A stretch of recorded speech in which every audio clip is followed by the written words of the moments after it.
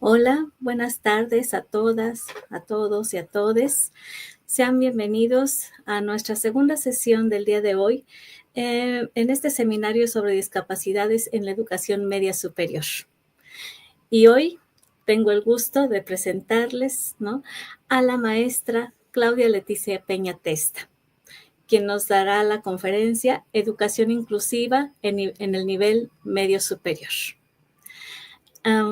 Antes que nada, pues les recuerdo que la liga de asistencia se dará prácticamente pues cuando estemos cerrando, ¿no? Nuestra conferencia o intermedio, ¿no? Así que por eso no se apuren, saldrá como siempre en los comentarios.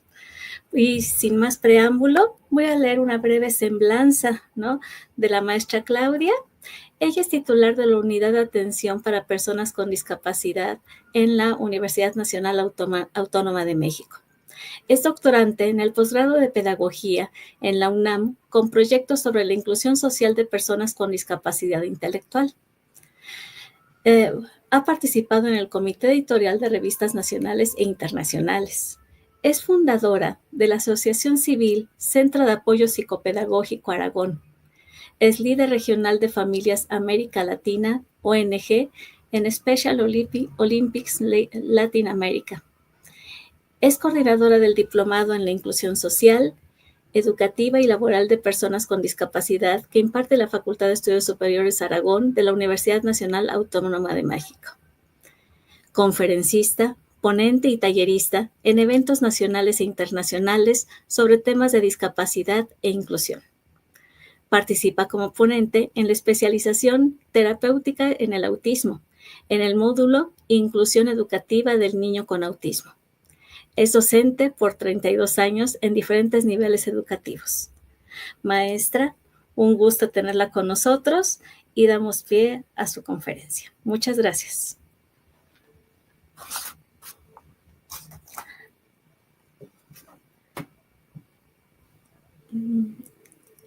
Ay.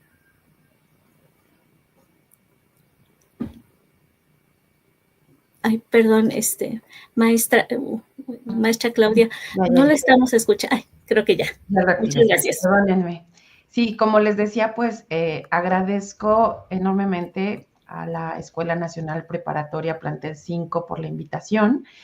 Les quiero dar las gracias por compartir este espacio. Pues sé que es viernes, que en ocasiones pues ya este día ya lo que queremos es descansar. Así que valoro mucho pues las personas que están viéndonos a través de YouTube, que pues estén dando estos minutos de su día para pues compartir este tema tan importante que es la inclusión educativa en el nivel medio superior. Esto, bueno, ustedes saben que es muy importante.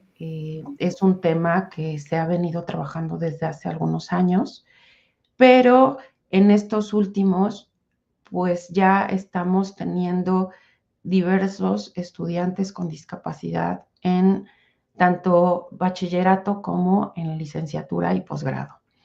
Y pues esto nos ha impulsado a reflexionar, pues también un poco nos ha descolocado en lo que tradicionalmente nosotros hemos dado, como desde estos estilos de enseñanza, el reconocimiento en el aprendizaje de nuestro alumnado, en fin, ha implicado pues un reto porque nos mueve también a hacer las cosas de otra manera, ¿no?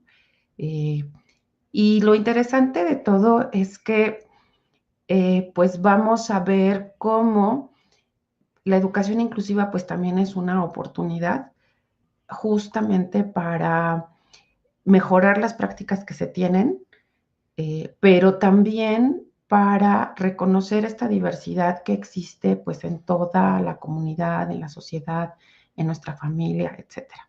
Entonces, este es un tema que quisiera que lo vieran como desde la perspectiva del ser humano, la perspectiva de los derechos y que podamos también enriquecernos al hablar de espacios incluyentes.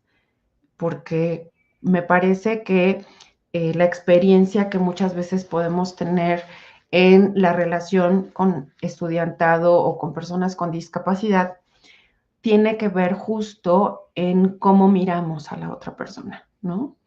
Entonces, pues vamos a empezar y pues bueno, no, voy a permitirme compartir pantalla.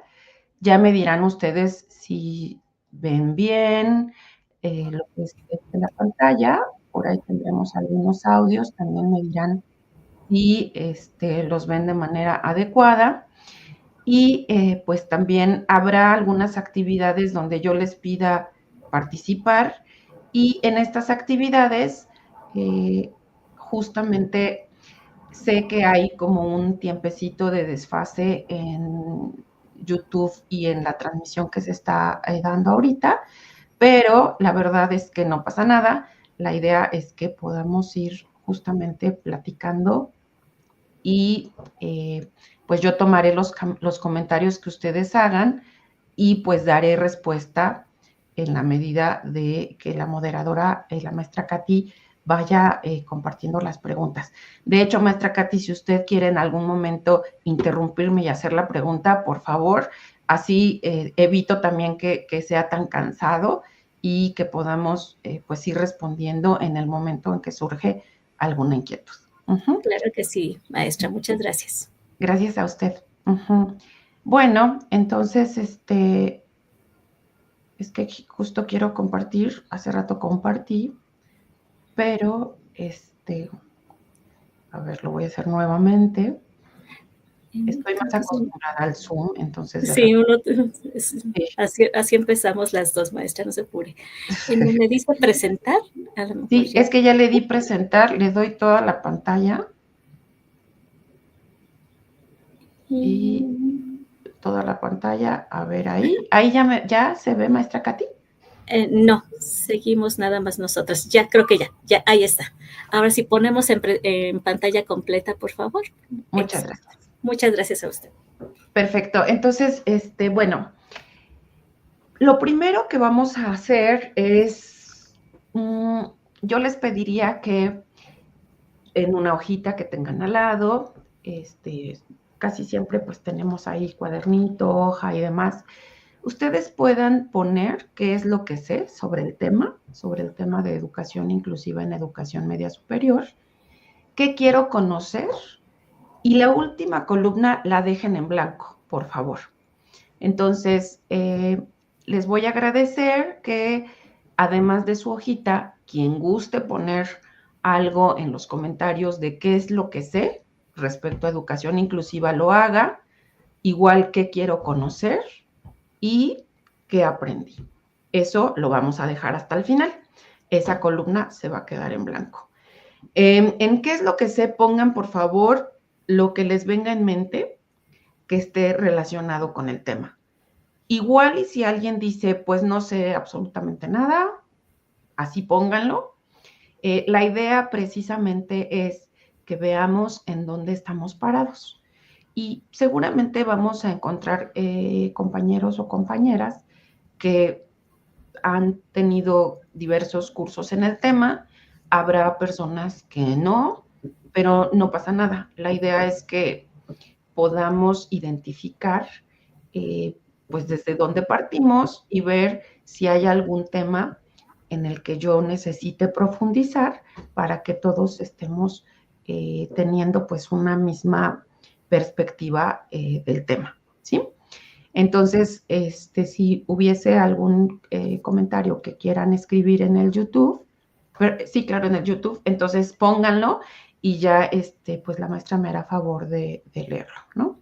Entonces, no sé si ahorita ya hubo alguien que escribió en qué es lo que sé. Creo que aún no, creo que están ahorita colectando las preguntas seguramente, maestra. Ok. Si quiere, esperamos tantito, Sí. pero no sé si podría participar. Y por supuesto.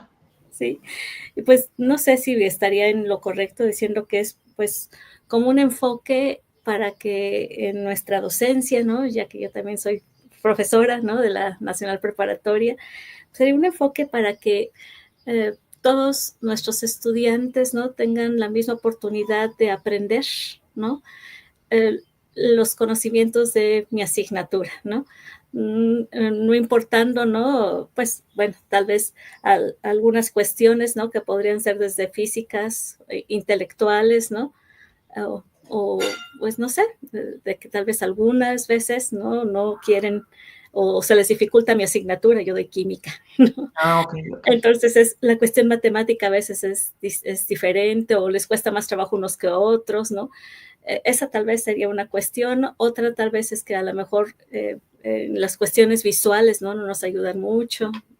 No sé si por ahí estaría, ¿no? Y ahorita me llega por acá una respuesta.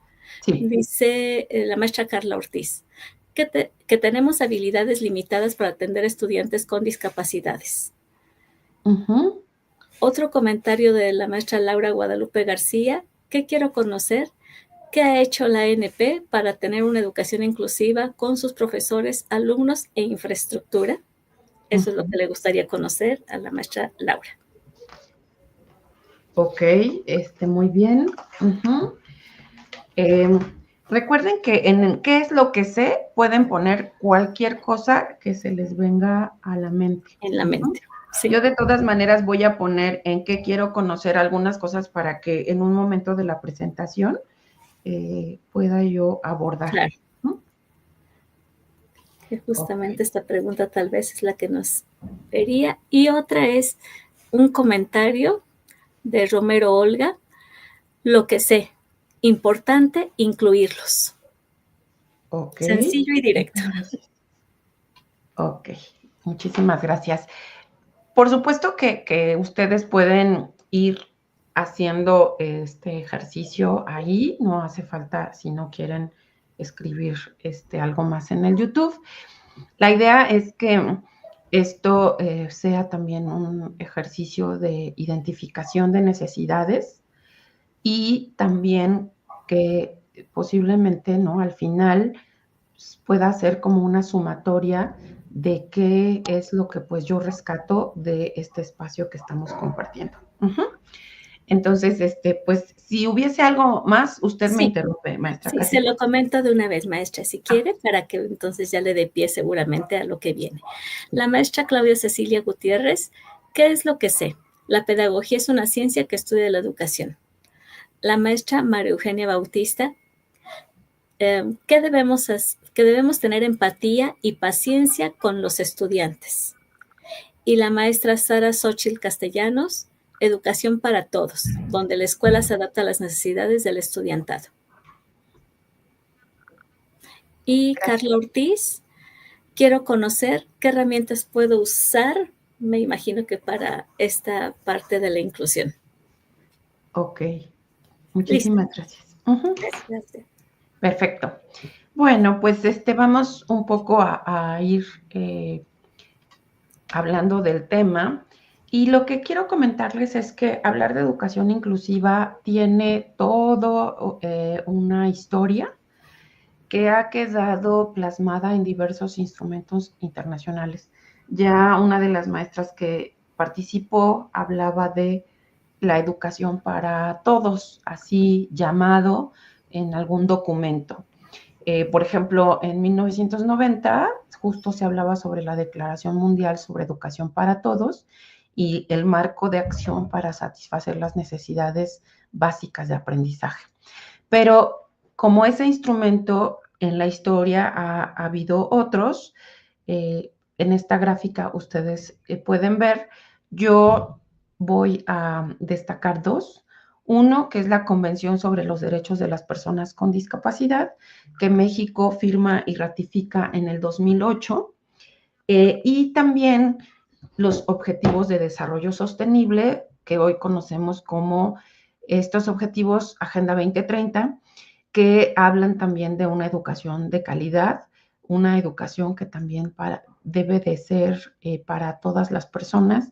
Incluso el lema de estos objetivos, de esta agenda, es que nadie se quede atrás.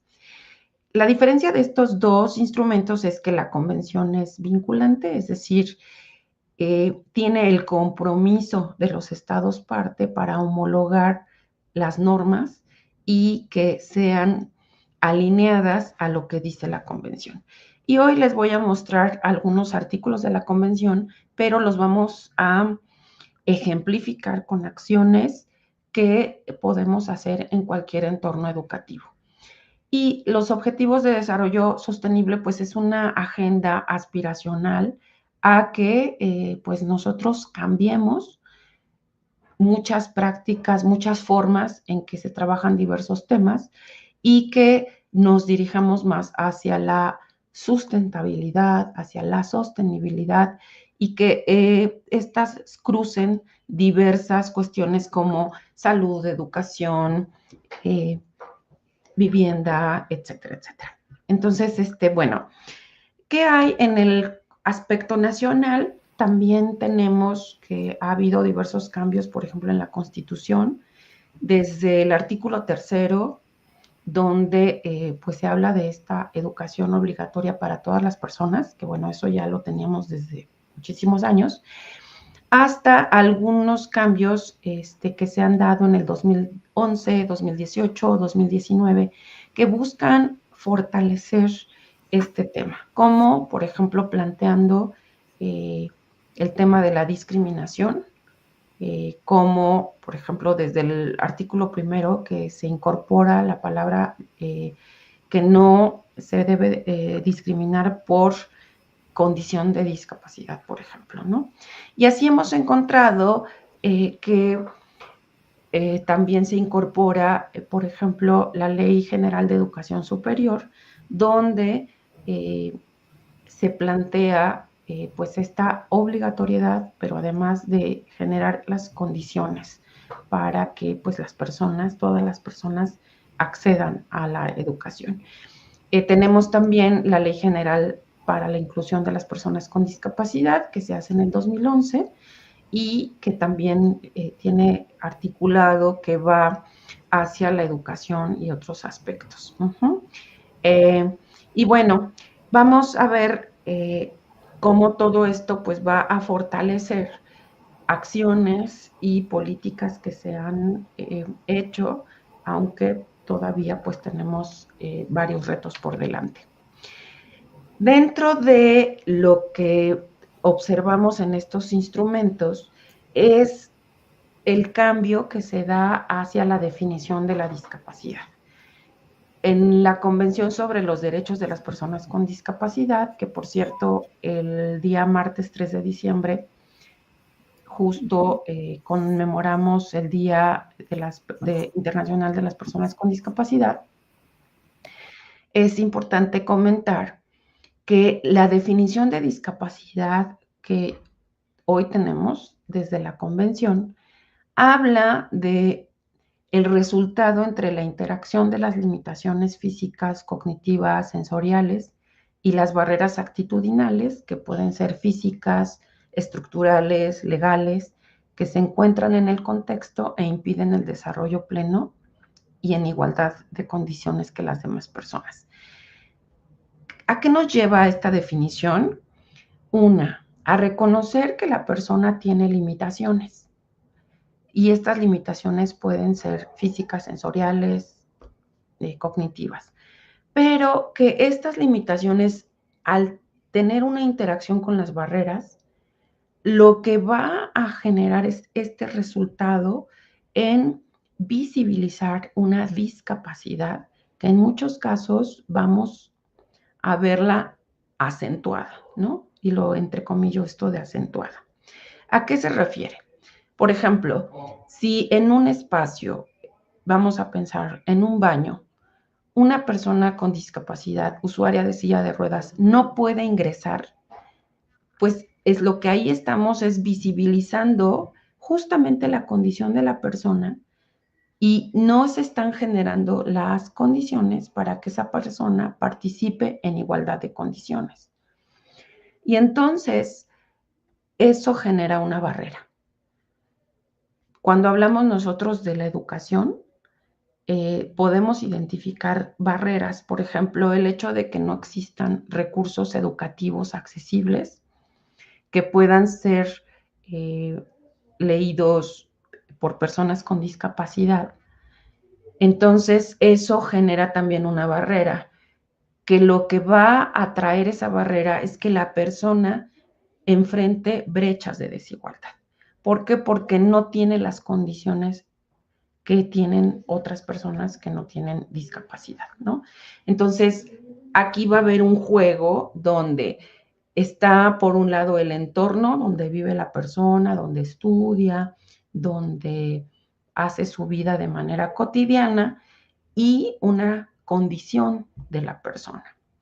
Entonces, ¿qué va a pasar? Que esto nos lleva a cuestionarnos qué necesitamos cambiar en los entornos para que las personas participen, no importa la condición que tengan. Y bueno, aquí podemos hablar de muchos casos, incluso casos que pueden estar desde nuestras casas, ¿no? El hecho de que, por ejemplo, podamos vivir en un departamento y que nuestros departamentos o el edificio donde vivimos no tenga un elevador, por ejemplo, pues va a impedir que una persona usuaria de silla de ruedas de manera autónoma pueda subir o bajar, sino que siempre necesite ayuda para poder salir y que en algún caso extremo, pues la persona incluso ni pueda salir de casa porque no hay forma en que ella se desplace. Y eso va a ocurrir en muchas otras cuestiones, por ejemplo, en el transporte, pues en entornos de ocio, de deporte, etcétera, etcétera. Entonces, es importante que nosotros tengamos presentes que existe una responsabilidad en el entorno para que la persona pueda participar en igualdad de condiciones. Si hubiese alguna duda, pregunta o comentario, por favor, háganlo y la maestra Katy nos hará favor de leerlo. Sí, maestra. Sí. Entonces, aprovecho para hacerle una pregunta que llega de YouTube. La maestra Claudia Cecilia Gutiérrez Padilla. ¿Qué es la educación inclusiva? ¿Cómo incluye la educación inclusiva a las personas con discapacidad? Sí. Sí, justo, pues es el tema que vamos a abordar a lo largo de la presentación. Entonces, y otra es sí. de la maestra Dolores Ortega. ¿Todos los docentes estamos preparados para abordar a todo tipo de estudiantes? ¿Y qué estadísticas se tienen del manejo de estos estudiantes por parte de la UNAM? No, yo creo que también me imagino que viene después, ¿no? O habrá comentarios. Sí, lo que podría yo comentarle ahorita a la maestra es que en este momento hemos identificado a 2,000 estudiantes con discapacidad de la UNAM que están desde iniciación hasta posgrado y que tienen las discapacidades principalmente que hemos identificado es discapacidad motriz, discapacidad visual, después sigue la auditiva y en último y es la discapacidad psicosocial. Y bueno, esta última, pues es un tema porque ha sido complejo identificar a la población. Creemos que pues sí es una población importante y dentro de ellas hemos identificado, por ejemplo, personas con autismo, que en ocasiones es una discapacidad no visible que a veces no es no la manifiesta el estudiante, no la expresa, no la hace saber, sino que después uno se entera. Entonces, es interesante ver cómo se ha ido desarrollando esta parte. Y bueno, sé que estas preguntas que hace la profesora, pues son preguntas que podemos tener mucho en mente, ¿no? Como de que si los profesores estamos preparados, qué ha hecho la universidad, etcétera. Yo lo que les diría en principio es que este es un tema que estamos viviendo como una realidad en el aula. Y creo que sería como importante abrirnos justamente a que es un tema con el que vamos a convivir tarde que temprano y que esto que estamos haciendo el día de hoy es justamente no nada más reflexionar, sino también como parte de la formación que podemos tener desde lo que hace la UNAM para sus docentes. Seguramente no vamos a responder todas las preguntas porque es un tema, es un horario pequeño, pero sí podemos hablar de dónde acercarnos, qué otros cursos podemos tomar, en fin, ¿no? Pero bueno, voy a ir avanzando y pues si hay otras preguntas, por favor, pónganlas y ya las iremos comentando. Respondiendo esta cuestión de qué es la educación inclusiva, yo les diría que, bueno, hay muchas definiciones en torno a la educación inclusiva. La educación inclusiva realmente no se dirige solo a las personas con discapacidad, sino que la educación inclusiva reconoce que históricamente hay grupos poblacionales que han sido excluidos, como son las personas con discapacidad. Pero también podemos hablar de grupos indígenas, por ejemplo, grupos LGBTQ+, en algún tiempo, pues las mismas mujeres o incluso, pues todavía en algunos sectores o en algunas licenciaturas todavía se nota como eh, esta cuestión, ¿no? De no pensar en todas las personas que puedan llegar a estudiar la licenciatura. Y bueno, eso lo podemos ver incluso en algunas familias, en algunos grupos sociales, etcétera. Pero bueno, si planteamos nosotros qué es la educación inclusiva, una característica que acompaña como a esta definición es que la educación inclusiva es un proceso. Y es un proceso porque no hay recetas, no hay eh, pasos a seguir de manera generalizada, ¿no? A veces las preguntas es que el maestro quiere saber cómo tratar a la persona con discapacidad visual, pero no todas las personas con discapacidad visual tienen la misma condición, característica,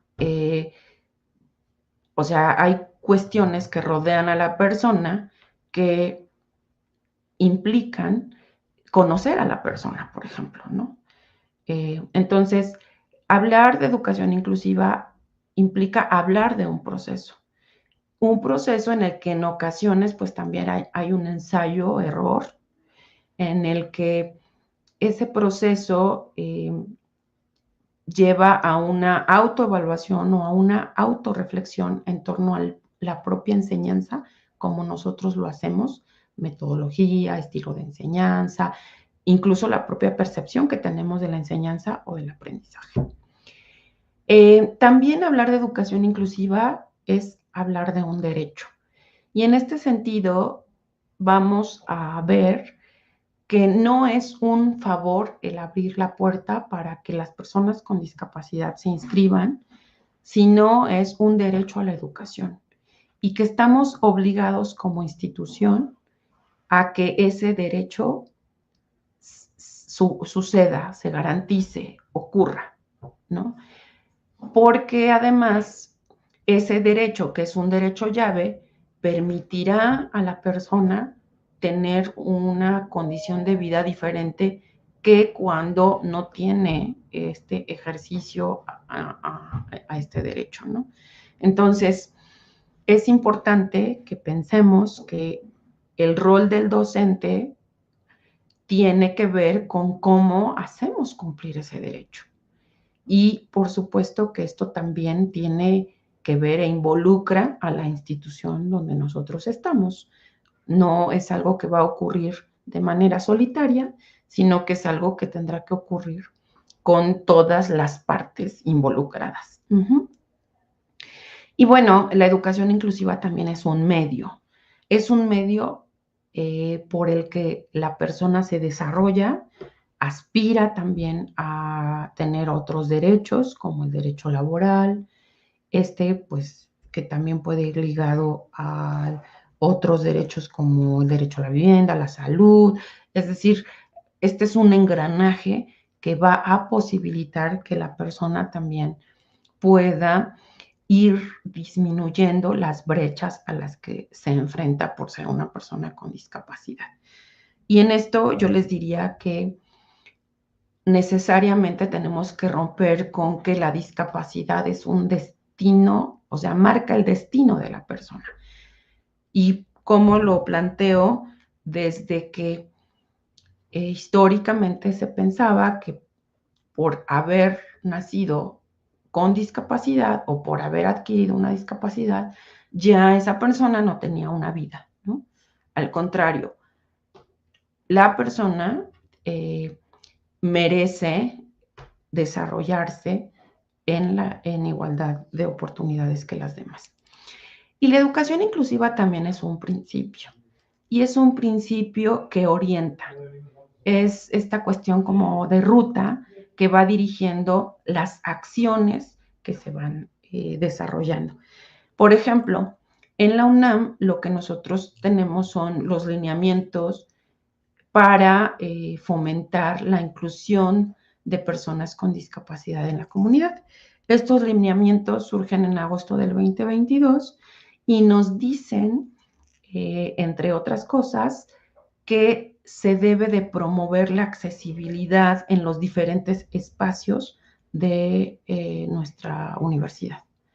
Y pues aquí esto tiene que ver con todos los niveles educativos que pues tiene nuestra UNAM. Entonces, eh, estos, estas características pues nos ayudan justamente a entender de qué hablamos cuando hablamos de educación inclusiva y qué es lo que justamente tendremos que ir cubriendo, porque a veces pues estas cuestiones van en paralelo.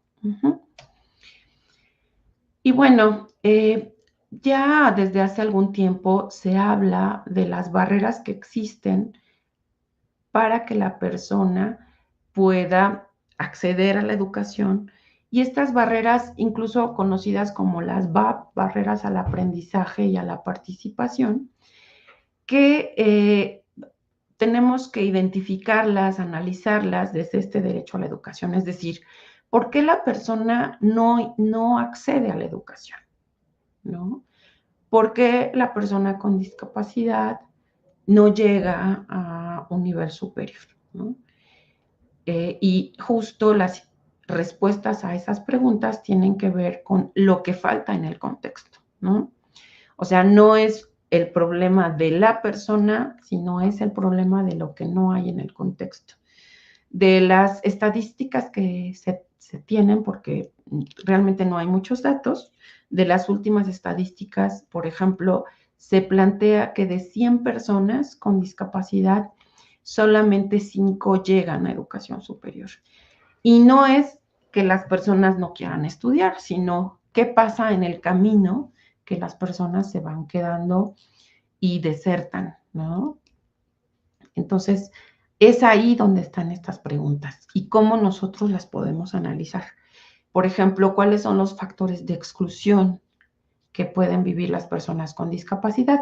Y en este sentido, hablamos desde la discriminación que puede existir, desde el estigma en torno a la propia discapacidad, desde los recursos que no hay para que la persona estudie, por ejemplo, claro, desde la falta de la accesibilidad física de cualquier plantel, etcétera, ¿no?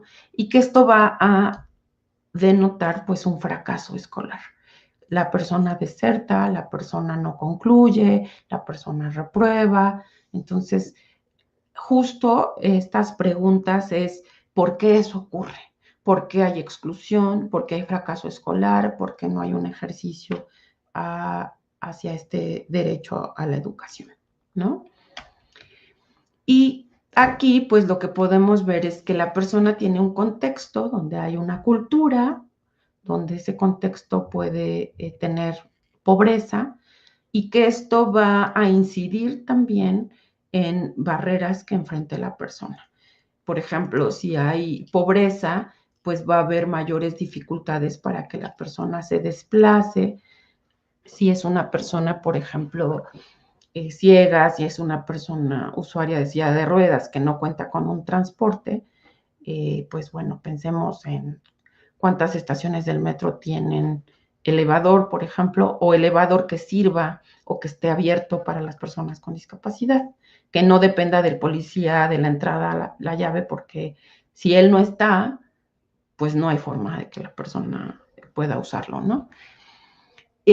Claro que también tiene que ver con la política, qué política existe para garantizar ese derecho, la falta de servicios que tienen que ver con todos los ámbitos y pues también las prácticas que se pueden identificar desde las prácticas que hacen que ocurra a las prácticas que hacen que no ocurra, ¿no? Y aquí pues encontramos, por ejemplo, las barreras actitudinales.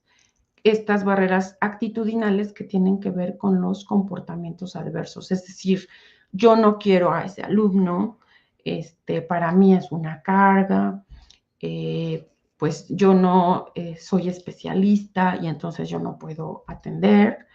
O, por ejemplo, cuando hablamos de barreras estructurales y hablamos de la ideología de las instituciones, tiene que ver con a veces esta rigidez, y esta rigidez me lleva a que yo no acepte cambios o ajustes razonables, ¿no? Por ejemplo, que hay personas que por condición tienen que ir seguido al hospital, a revisión o a cualquier atención, terapia, qué sé yo, y no se justifiquen las faltas porque yo cuento solamente faltas y no importa por qué sea la falta, si esa persona no va, esa persona entonces no tiene derecho al examen.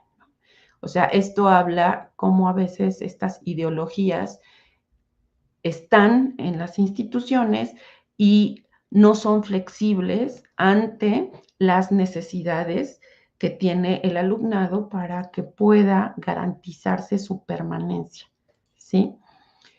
Por ejemplo, a veces estas ideologías de las instituciones se relacionan también pues con las formas de enseñanza.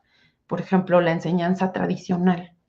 Esta enseñanza tradicional tiene que ver, por ejemplo, con replicar formas de enseñanza donde se sigue centrando en lo que dice el docente y no hay una participación del alumnado en las técnicas o dinámicas que se hacen en el aula.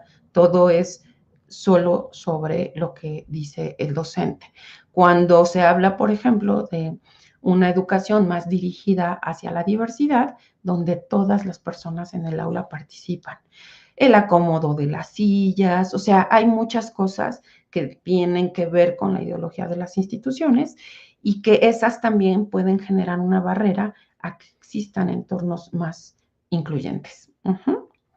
No sé, hasta ahorita, maestra Katy, si hay alguna pregunta o comentario. Sí, justamente, maestra.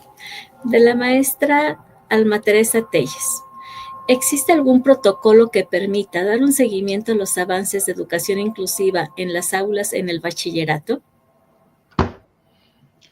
Bueno, yo no diría que hay algún protocolo. Sí hemos dado seguimiento a algunos casos particulares y en ese seguimiento hemos ido generando algunas pautas de atención, ¿no? Por ejemplo, cuando se acerca un estudiante y pide algún tipo de apoyo a la unidad, lo que se hace es platicar con él para identificar la condición que él tiene, las necesidades y las barreras que está enfrentando. A partir de ahí, lo que hacemos es tener comunicación con el plantel y podemos hacerlo desde el oficio, o sea, emitir un documento donde estén enterados y también podemos hacer reuniones. Por ejemplo, en Prepa 6 hemos trabajado el caso de una persona y esto lo hemos trabajado con el jurídico, con docentes, para ver qué tipo de ajustes se realizan y también impartimos talleres a los grupos que estaban en ese semestre o en ese grado, perdón, el prepas es anual. Entonces, elaboramos varias estrategias para dar seguimiento al caso e involucramos a diferentes personas. Ajá, entonces, esto yo le diría que también lo que hemos hecho es que en algunos casos hablamos con el estudiante, la familia, la autoridad, identificamos necesidades y en algunos casos canalizamos a Facultad de Psicología, donde ahí hay un grupo que se llama PICE, atienden a personas con discapacidad y dan acompañamiento psicológico. Y en otros casos lo que damos es un acompañamiento pedagógico. Este acompañamiento lo hemos dado con personas del servicio social, de pedagogía y de psicología, que semanalmente se conectan de manera virtual con estudiantes que tienen alguna discapacidad, que están teniendo problemas para entender alguna asignatura y entonces, o para desarrollar, por ejemplo, alguna habilidad social. Y entonces se conectan con las personas servidoras sociales y después de varias sesiones que han trabajado estos temas, pues vamos midiendo cómo la persona avanza y de ahí, a partir de ahí seguimos o detenemos el acompañamiento. Entonces, yo creo que hemos ido generando pues algunas acciones que todavía no se convierten en un protocolo. Tal vez esto sea en un mediano plazo. Uh-huh. Claro, porque justamente también otra pregunta de la maestra Alma Telles es, ¿cuáles serían los requerimientos básicos que se necesitan para que una escuela sea considerada inclusiva? Cuando hablamos de inclusión, desde algunos autores, se pueden identificar 3 características que son importantes. Uno es la presencia de la persona, otra es la participación y otra tiene que ver con el progreso. Es decir, cuando decimos que la persona esté, o sea, si hablamos de que tenemos estudiantes con discapacidad, pero resulta que los mandamos a espacios virtuales, ahí no estamos cumpliendo, por ejemplo, ¿no? O sea, tiene que estar la persona presente. Uh-huh. Si está en el aula, pero no participa, y no participa no porque no quiera, sino porque tal vez las mismas técnicas dinámicas, las tareas son excluyentes, no estamos cumpliendo, ¿no? Y por supuesto, cuando hablamos de progreso, tiene que ver con que la persona, lejos de sentirse que está aprendiendo, que es parte de la comunidad, sea todo lo contrario. Se sienta agredida en un ambiente hostil, porque eso a ninguna persona le ayuda a tener un bienestar, ¿no? Entonces, yo le diría que son como estas características, pero cada una de ellas pues también es una característica profunda, ¿no? Uh-huh. Entonces, pues sí, ahí tenemos que ver, qué otras cosas pueden ir influyendo. Uh-huh. Claro que sí, maestra. Sí, muchas gracias. Ay, perdón, es que está sonando el teléfono y no sé cómo quitar el volumen. No se puede, no se puede. Eso pasa en vivo. Exactamente, para que vean que estoy en vivo. Claro que sí. Sí. Bueno, también es importante que las barreras las analicemos desde nuestras propias ideas en torno a la discapacidad. Por ejemplo, hay ocasiones en que vemos a una persona con discapacidad y puede ser que la idea que nos surge sea como de, ay, pobre, Ay, no, es que, híjole, mm, yo la verdad no me gustaría estar así. O sea, nuestra percepción de la discapacidad nos hace también tener una respuesta social.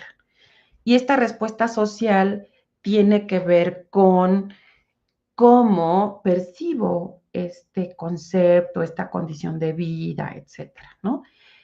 Y a partir de ahí, pues yo también me comportaré, ¿no?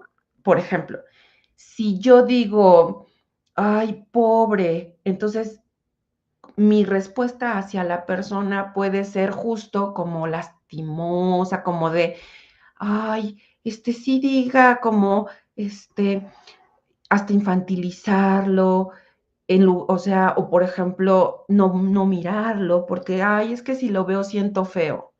Entonces, la verdad es que es importante que nosotros analicemos cuál es el pensamiento que tenemos en torno a la discapacidad y qué respuesta social damos ante eso. Otro ejemplo, si yo he escuchado que las personas con autismo son agresivas, entonces lo que va a ocurrir es que pues yo voy a ver una persona con autismo o me dicen, tienes un estudiante con autismo y voy a decir, ay, qué miedo, me puede pasar algo, es que yo he escuchado que son agresivos. ¿Sí me explico? O sea, ¿cómo vamos nosotros vinculando nuestro comportamiento con la idea que yo tengo en torno a la discapacidad? Si yo pienso que la persona con discapacidad es una persona, primero, es un sujeto de derechos, pues entonces, pues lo voy a tratar como una persona, como yo, solo que tiene una condición diferente, ¿sí? Entonces, es importante que nosotros pues nos preguntemos en qué pensamos cuando hablamos de discapacidad y cómo es la respuesta social que tenemos en el tema, ¿sí? Y eso nos va a permitir también que pues modifiquemos algunas acciones que tenemos al respecto o que las identifiquemos y las analicemos, ¿no? Por ejemplo, yo recuerdo que cuando era chica y veía a alguna persona con discapacidad, mi abuelita me pellizcaba, ¿no? Y me decía, volteate. Y yo decía, pero ¿cómo que tiene de malo, no? Como que yo lo asociaba como con algo malo. Y pues realmente, este, pues no tiene nada de malo, pero yo asociaba el pellizco con que no tenía, pues, que mirar a la gente. Entonces era algo como que me causaba tal vez aversión, ¿no? Ujú. Entonces, así es como nosotros tenemos a veces ideas infundadas que son heredadas, pues, de la propia familia o de algunas experiencias que tuvimos. Ujú. Ok, entonces yo les invitaría a que pensemos un poquito en qué pensamos cuando hablamos de discapacidad y cuál es la respuesta ante, pues, ante ello, ¿no? Ujú. Entonces, pues sí, así como pensar un poquito qué viene a mi mente. Sé que pues es difícil porque estamos ahorita en YouTube, tal vez si estuviéramos de manera presencial, pues tal vez podríamos como hablar como un poco más de este tema, pero pues bueno, yo les invito a que hagamos esta reflexión, ¿no? Bueno, entonces, aquí en la presentación tienen también analizar las barreras desde la ausencia de la legislación y desde los recursos que se tienen, que pues muchas veces nos daremos cuenta que son insuficientes porque eh, nuestro mundo no fue pensado para las personas con discapacidad. Uh-huh. Y bueno, aquí tenemos justamente barreras que podemos enfrentar dentro de las propias escuelas. Entonces, me gustaría justamente que vayan leyendo estas barreras y piensen en algunos ejemplos. Y bueno, si alguien quisiera poner algo en el YouTube, por favor, se los voy a agradecer. Uh-huh. les estoy dando ahí unos segunditos para que las lean y piensen en algún ejemplo, ¿sí?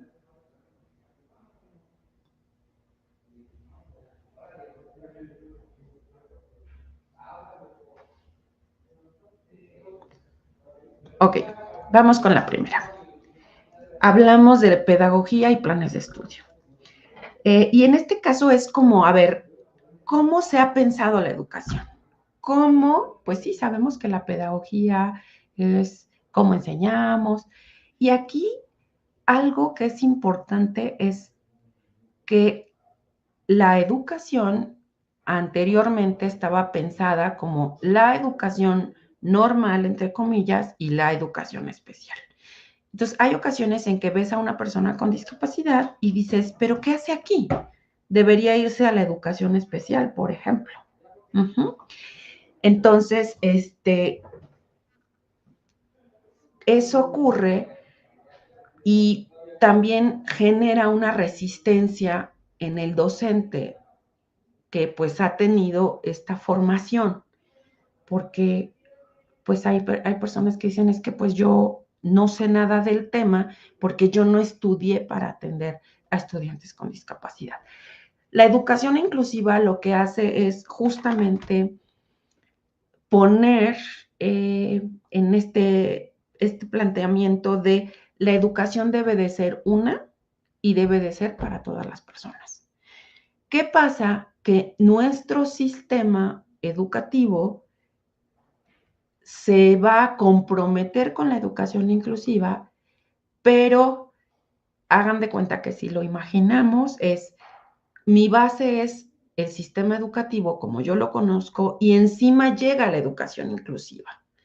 Entonces, el haberse puesto de esa manera como un sobrepuesto no generó un cambio de estructura, sino una sobreposición. Que claro que lo que estamos ahorita viendo es que hay falta de formación docente, hay falta de recursos, hay falta de infraestructura, etcétera, etcétera, ¿sí? Entonces, con esto lo que les quiero decir es que no podemos pensar en una educación inclusiva sin reconocer que en México la educación inclusiva viene justamente a ponerse en un sistema que estaba hecho con otra lógica.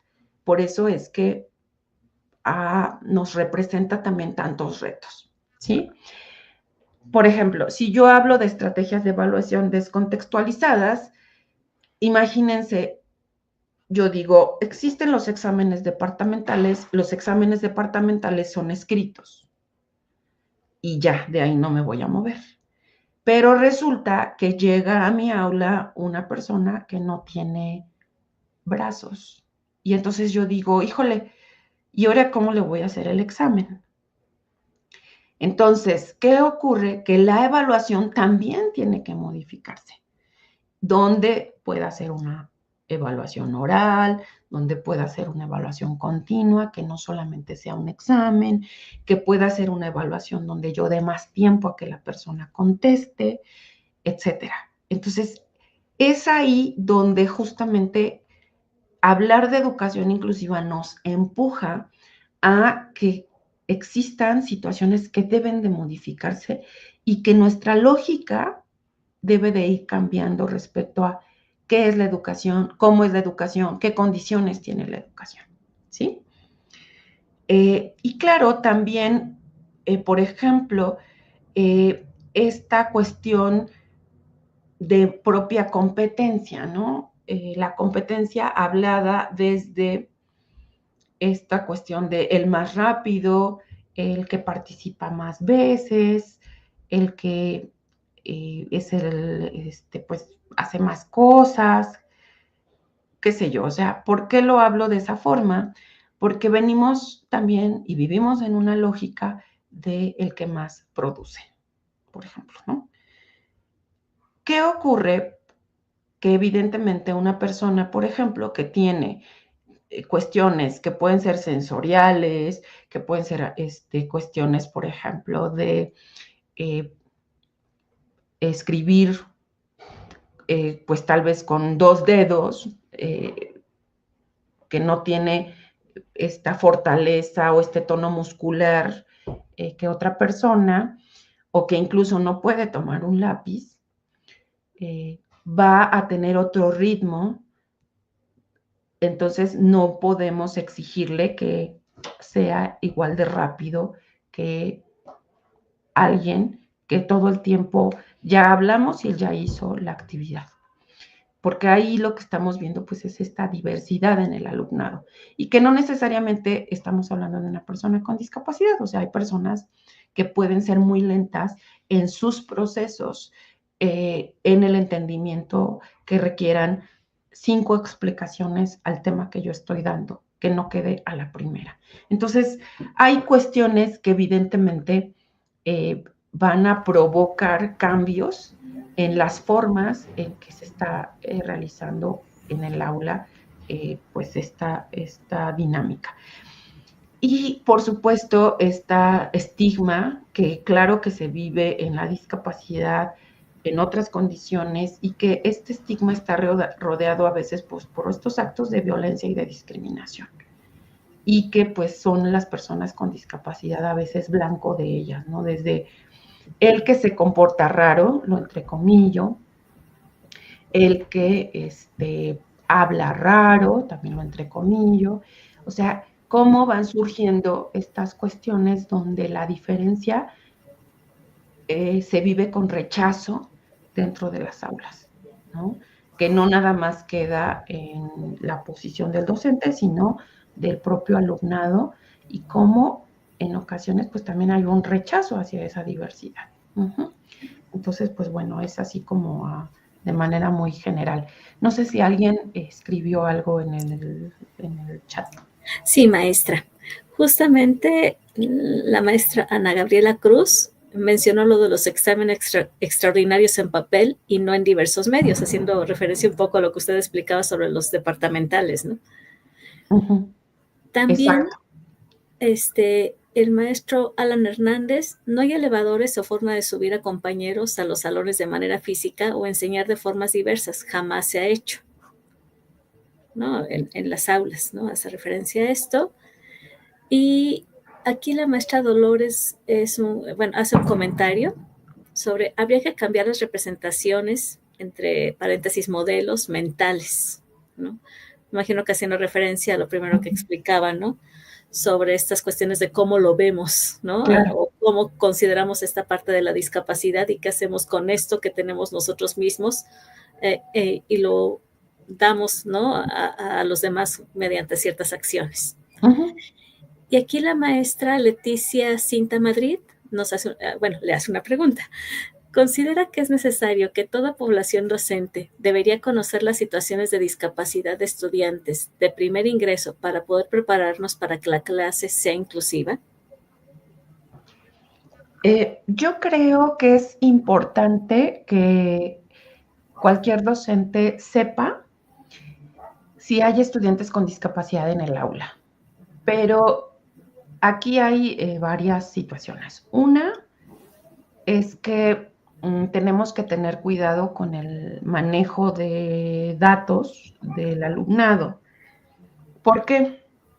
Porque además de que hay una ley justo sobre el uso y manejo de datos, en ocasiones el manejo de esa información, pues no, a veces no ha sido hecha de una forma asertiva.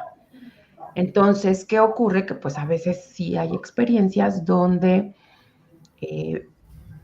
la persona, ¿no? que sabe de la condición, pues resulta que evidencia a la persona con discapacidad. Y entonces eso la persona lo puede considerar como una agresión, ¿no? O sea, me parece que desde nosotros como docentes tendríamos que preguntarnos que si yo tengo esa información, ¿qué voy a hacer con ella? Y cómo también me voy a dirigir al estudiante. A veces los estudiantes y las estudiantes no declaran la discapacidad porque no quieren ser objeto de burla, de discriminación o de algún acto de violencia. Y lo han expresado de esa manera porque han tenido experiencias así en otros niveles educativos. Entonces, sí tenemos ahí que trabajar en diversas situaciones. O hay ocasiones en que el estudiante se acerca, platica con algún profesor para pedirle algunos ajustes y hay profesores que se niegan y le dicen, pues no es un problema mío, es tu problema y pues resuélvelo como puedas. Entonces, sí me parece que tendríamos también que reflexionar en qué proceso es mejor realizar para que sea con todo respeto de la persona y pues también de la normativa. Y otra cuestión que también es importante es que desde el inicio de curso nosotros podamos extenderle a la comunidad estudiantil esta parte de, bueno, si hay alguien que tiene alguna necesidad en particular, puede acercarse al final de la clase conmigo y lo platicamos o nos ponemos de acuerdo. Eh, en fin, como abrir la puerta para que la persona se acerque, ¿no?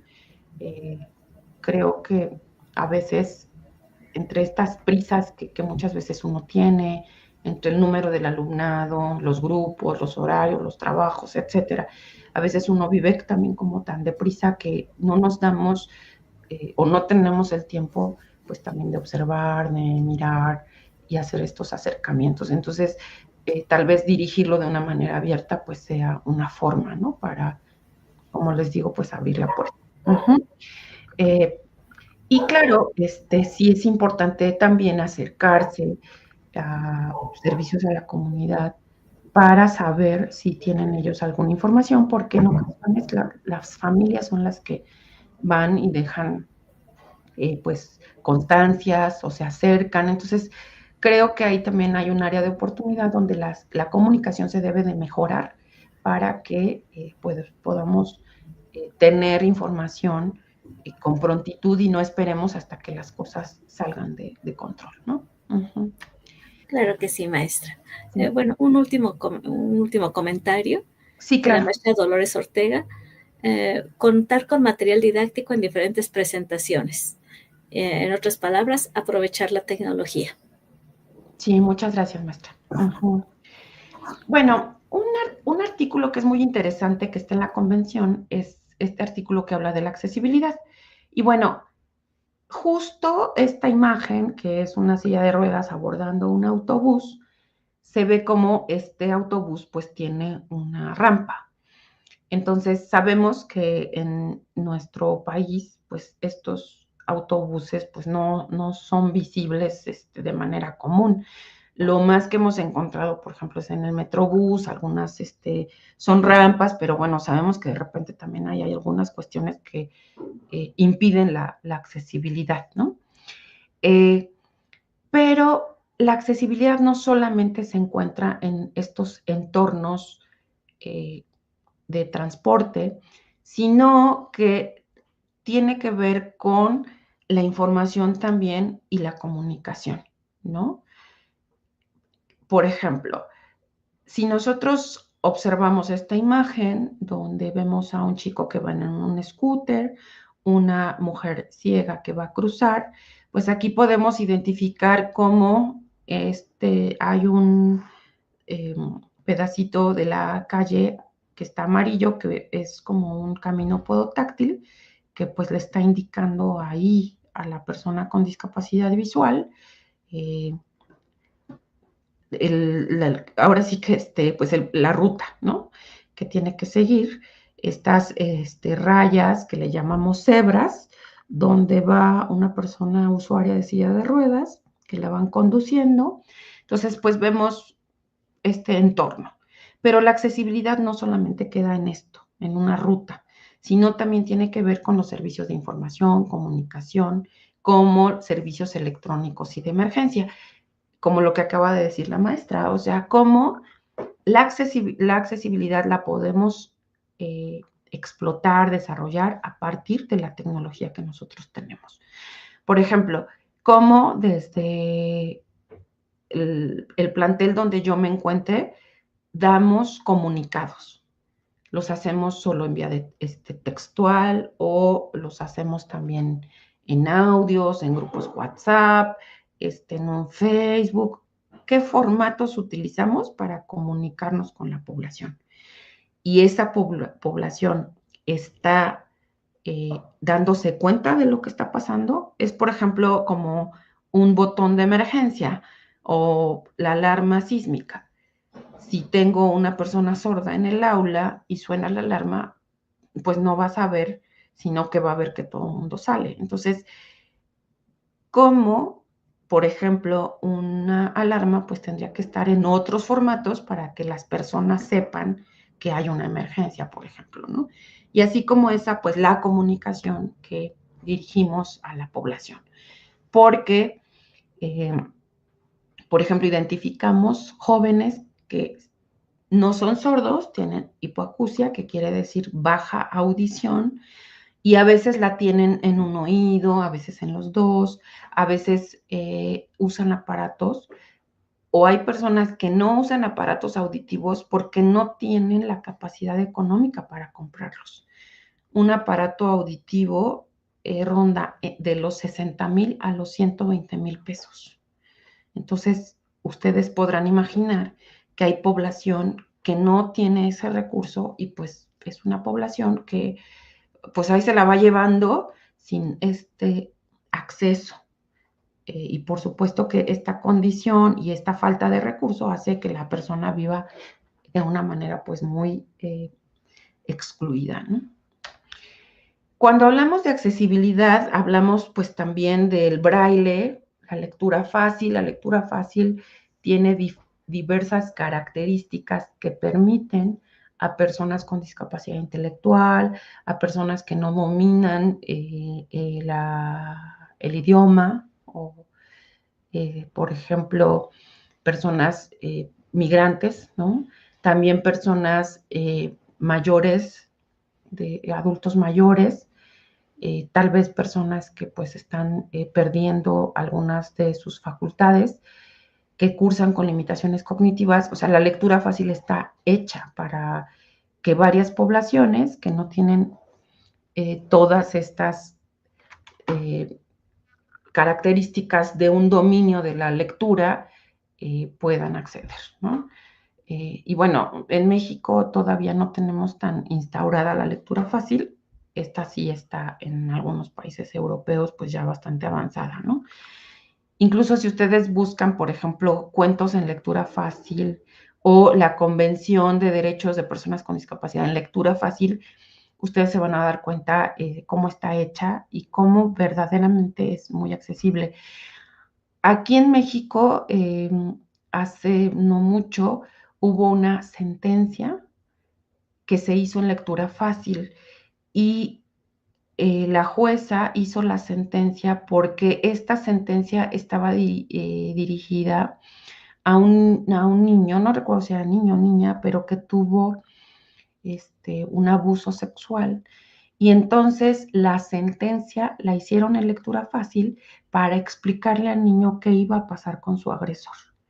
Entonces, fue muy interesante, la pueden buscar ustedes en internet, porque el lenguaje era precisamente para que el niño quedara claro en torno a lo que había ocurrido, pero que también el agresor iba a tener pues un castigo por lo que había hecho. Entonces, esto pues generó un precedente, ¿no? Aquí en México. Y bueno, la accesibilidad también tiene que ver con la asistencia humana, pero también la asistencia animal, estos animales de compañía, animales de asistencia, y también con la tecnología. Y promover estos accesos a la tecnología de información y comunicación. La accesibilidad física pues también tiene que ver con rutas accesibles, es decir, la persona identifica cuál es la ruta para desde el inicio del plantel llegar al aula, o qué obstáculos impiden que la persona llegue, ¿no? Y aquí les contestaría yo la pregunta que hizo una maestra al principio, que decía: ¿qué ha hecho la Escuela Nacional Preparatoria para Estudiantes con Discapacidad? Y bueno, les comentaría que el año pasado se hicieron en todas las prepas levantamientos de accesibilidad. ¿Qué quiere decir esto? Que fue una brigada de aquí de donde está la UNAVDI, de GACO. Esa brigada hizo un levantamiento e hizo un reporte de rutas accesibles, no accesibles, elementos que hacen falta, elementos que se identifican, que se deben de modificar, por ejemplo, rampas que están mal hechas, que no cumplen con la pendiente, baños, etcétera, etcétera. Y a todas las direcciones se les entregó un reporte. ¿Qué va a ocurrir con esos reportes? Pues que en un mediano plazo, a partir pues también del presupuesto que se vaya destinando, pues existe este compromiso de que vayan generándose estas modificaciones para que cada una de las prepas pues tenga elementos accesibles cada vez, que cuente con más elementos accesibles cada ciclo escolar. Entonces, claro que esto va a ser nos va a llevar tiempo, dinero y creatividad, porque no en todos los lugares se va a poner un elevador, pero sí se van a poder hacer ajustes para que la población que tiene silla de ruedas no quede en tercer piso, sino que quede en planta baja, se hagan ahí algunas adaptaciones. Entonces, dentro de lo que hacemos nosotros aquí, pues son estos levantamientos, porque algo que hay que reconocer es que pues nuestra universidad tiene muchísimos años y nunca se pensó que personas con discapacidad pues iban a ser parte de el alumnado, ¿no? Pues muchos años pues se escondían a las personas con discapacidad, incluso pues la persona con discapacidad pues hasta vivía menos tiempo de lo que viven ahora pues por esta falta de condiciones, ¿no? Y bueno, hay un artículo dentro de esta convención que es el 24 que habla de la educación y aquí habla de medios y formatos de comunicación aumentativa y alternativa, cómo es el braille, cómo es el uso de pictogramas, cómo es la lengua de señas, que deben de ser utilizados para que entonces la educación sea inclusiva, ¿no? Y aquí pues entra la tecnología, el subtitulado, por ejemplo, ¿no? Como, por ejemplo, a partir de la tutoría y apoyo entre pares, también se puede ejercer esta educación inclusiva, como la persona con discapacidad pues debe de participar, cómo el entorno debe de favorecer el desarrollo académico, etcétera, ¿no? Entonces, esta parte pues es muy importante porque da algunas ideas de cómo la educación inclusiva debe de ser para que transite de una educación tradicional a una educación inclusiva, ¿no? Aquí tenemos dos imágenes y bueno, una imagen precisamente son unos dedos que están sobre un documento en braille. Entonces, quiero comentarles que no toda la población ciega maneja el braille, pero sí hay personas ciegas que lo que manejan son audios. Entonces, por ejemplo, el escuchar sus mensajes en audio, el leer documentos en audio, implica que esos documentos tengan un formato accesible. Por ejemplo, que estén en Word o que estén en un PDF, pero no PDF imagen, sino PDF texto, por ejemplo, ¿no? Y en una segunda imagen, ustedes tienen a un atleta, son dos atletas, pero un atleta es el guía del otro atleta. Una persona con discapacidad visual que compite y que tiene a un guía. Aquí me gustaría decirles que la persona con discapacidad lo que está usando es un apoyo, que es la persona guía, para entonces poder acceder a ejercer un deporte, ¿no? Entonces así vemos cómo se combina y se elimina la barrera. Alguien diría, pues es que no podría ser la persona con discapacidad visual un maratón. Y esto lo que nos dice, sí, sí puede si generamos nosotros el apoyo, Ujú. De esa forma, pues se hace accesible. Y bueno, voy a compartirles este audio. Este audio es de Matías Alanís. Matías es un profesor en la Facultad de Ciencias Políticas y él es egresado de la propia facultad. Me dice, maestra, por favor, si se escucha el audio. Uh-huh. ¿Sí se escucha, maestra? No, no se escucha.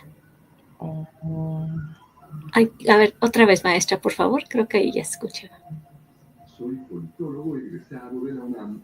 Está muy bajito. Ok, voy a dejar de compartir para subirle.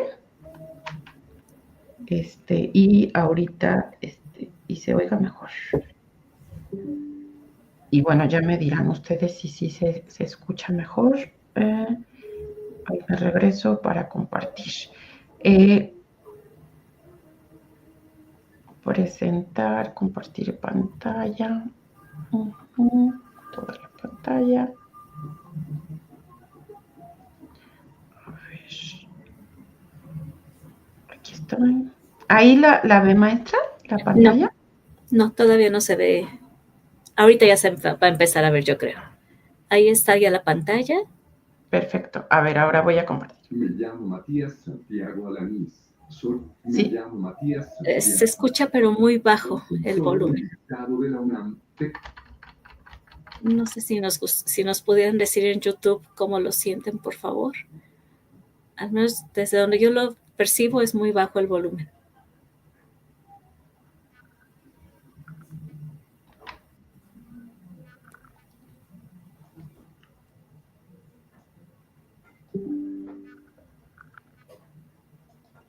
A ver, otra vez voy a ponerla en grande y vuelvo a poner. Me llamo Matías Santiago Alanís. Soy politólogo egresado de la UNAM. Tengo discapacidad motriz y discapacidad visual. Pienso que lo que logramos hasta ahora ha sido mayormente gracias al apoyo de familiares cercanos y de docentes dedicados, quienes desde un principio decidieron enfocarse en... Se escucha muy bajito, nos comentan.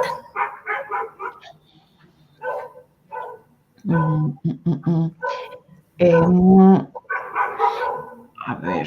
¿El audio está en YouTube, maestra? ¿O no. está? No, es que está insertado en la presentación. Uh-huh. Entonces, a ver, es que ya es todo lo que puedo dar. Y a ver, voy a dejar de compartir para ver aquí. No, es que es presentar. Dice archivo de video.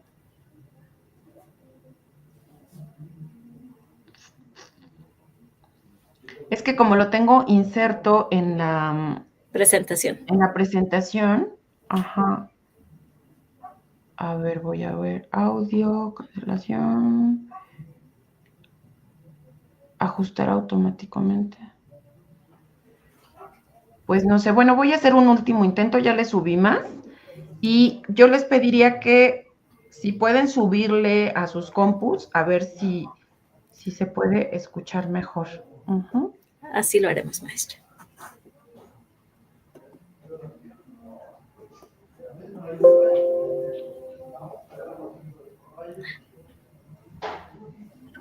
A ver, ahí se ve ya la pantalla. Uh-huh. Sí. Me llamo Matías Santiago Alanís. Soy politólogo egresado de la UNAM. Tengo discapacidad motriz y discapacidad visual. Pienso que lo que he logrado hasta ahora ha sido mayormente gracias al apoyo de familiares cercanos y de docentes dedicados, quienes desde un principio decidieron enfocarse en mis capacidades y no en mis debilidades. Para hacerlo me proporcionaron herramientas de conocimiento y tecnológicas. Debido a ello, ahora puedo utilizar una computadora de manera autónoma apretando un botón ubicado al lado de mi pierna derecha. De esta forma cumplí con la expectativa de algunos seres queridos, quienes deseaban que pudiera expresar mis pensamientos, tal y como lo lograron 3 personas que requerían altos niveles de asistencia: la poeta mexicana Gaby Brimer, el escritor irlandés Chase Brown y el astrofísico inglés Stephen Hawking. Como todas las personas con discapacidad que intentan acceder a los mismos derechos que sus semejantes sin discapacidad, me he enfrentado a barreras físicas y socioculturales que dificultan nuestro desarrollo en los ámbitos educativos, laborales y sociales. En lo personal asumo estos obstáculos como retos a superar, por lo tanto busco estrategias y apoyos que me sirvan para vencer aquellos desafíos que nuestras sociedades nos imponen por nuestra condición de vida. Las estrategias y apoyos que empleo generalmente provienen de 2 fuentes: personas dispuestas a brindarme su ayuda desinteresada y de herramientas digitales diseñadas para facilitarnos la vida a las personas con y sin discapacidades. Hoy en día soy profesor de asignatura a distancia de la materia Sistema Político Mexicano 2, perteneciente a la licenciatura en Ciencias Políticas y Administración Pública de la UNAM. Además, colaboro en un proyecto sobre accesibilidad digital a cargo de la Coordinación de Universidad Abierta, Innovación Educativa y Educación a Distancia de la misma universidad.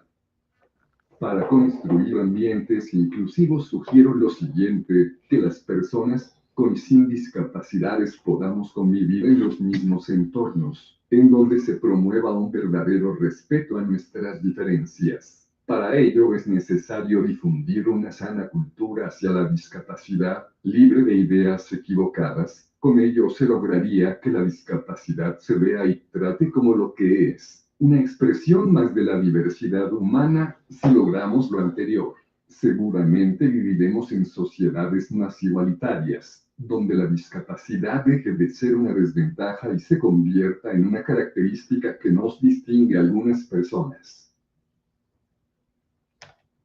Bueno, espero que lo hayan podido escuchar. No sé, maestra Katy, si sí pudo escucharlo. Sí, muy bien. Sí. Claro que también les subí, y yo creo que varios subimos el volumen, porque claro que vale la pena escucharlo. Entonces, sí.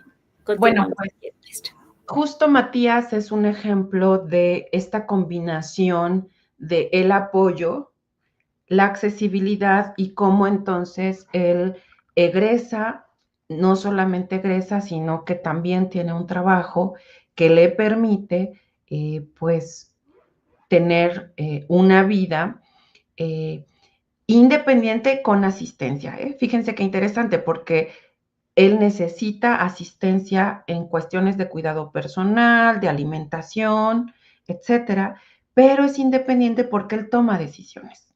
Él expresa lo que quiere, lo que le gusta, lo que no le gusta. Ahorita está estudiando una maestría a distancia en la Universidad de Guadalajara y él es activista justamente en aquella ciudad. Entonces, yo creo que antes, pues era como de imposible pensar que una persona con la condición de Matías iba a llegar a tener un trabajo, ¿no? Entonces, ni siquiera a estudiar una licenciatura. Entonces, qué bueno que hoy estemos pues aprendiendo que sí se puede, aunque necesitamos ir aplicando diversas herramientas, ¿no? Y bueno, un concepto importante tiene que ver con el ajuste razonable. Este ajuste que tiene que ver con cómo modifico, adapto el ambiente, el material, y que esto no imponga una carga desproporcionada o indebida. Como les decía yo hace rato, no voy a construir elevadores en todos los edificios porque el presupuesto no va a ser suficiente. Pero sí puedo pensar en cómo habilito espacios en planta baja, por ejemplo, ¿no? O cómo puedo el examen, entonces aplicarlo en otros formatos, ¿sí? Para que entonces yo garantice a las personas con discapacidad este ejercicio y esta igualdad de condiciones. O cómo, por ejemplo, el ajuste puede ser que yo dé más tiempo o que tal vez no todo el ajuste venga de mí, sino tal vez venga de los propios compañeros, es decir, voy a dar algún tema, entonces este tema voy a solicitar que también existan equipos que lo hagan en diversos formatos. Un audio, ellos que manejan también la tecnología, que le pongan a ese audio subtítulo para que entonces una persona que tal vez tiene una baja audición pueda leer lo que se está dando, o la presentación que yo tengo, pasársela a alguien del grupo para que la haga en contraste y la persona que tiene una baja visión pueda ver fondo negro con blanco, por ejemplo, ¿no? Entonces, ¿cómo voy a hacer un ajuste? Primero platicando con la persona, pensando qué hace, cómo aprende, qué usa, y a partir de ahí incluso decirle, oye, ¿cómo podría ser que viéramos este tema contigo, no? Y tal vez de ahí surjan ideas. Es importante que pues involucremos al grupo para que no todo quede en que el maestro, la maestra es el único que puede hacer los ajustes.